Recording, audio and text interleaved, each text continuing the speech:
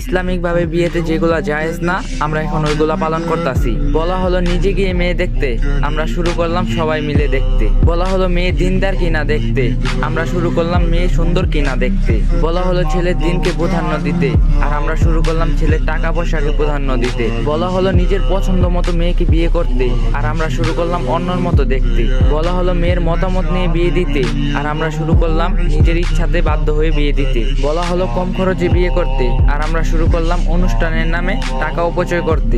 বলা হলো মসজিদে বিয়ে করতে, আর আমরা শুরু করলাম সেন্টারে শুটিং করে বিয়ে করতে। বলা হলো আল্লাহর সন্তুষ্টির জন্য বিয়ে করতে, আর আমরা শুরু করলাম নিজের স্বার্থের জন্য বিয়ে করতে। বলা হলো ছেলের পক্ষে ওয়ালিম করে মানুষকে খাওয়াতে, আর আমরা শুরু করলাম মেয়ের বাবার উপর জুলুম করে খাইতে। বলা হলো স্ত্রীর মহারানা পরিশোধ করতে, আর আমরা শুরু করলাম যৌতুক নিতে। বলা হলো বিয়েকে সহজ করতে, আর আমরা শুরু করলাম কঠিন করতে। বলা হলো নতুন বউকে দেখে দোয়া করতে, আর আমরা শুরু করলাম হাতে টাকা ধরিয়ে দিতে। বলা হলো স্ত্রীকে ভালোবাসতে, আর আমরা শুরু করলাম শালীর সাথে মিশতে। বলা হলো স্ত্রীকে সুন্দর করে কথা বলতে, আর আমরা শুরু করলাম দাসীর মতো আচরণ করতে। আল্লাহ তাআলা আমাদের সবাইকে ফিতনা থেকে হেফাজতে রাখুন, আমাদের সকলকে বুঝার তৌফিক দান করুক, আমিন।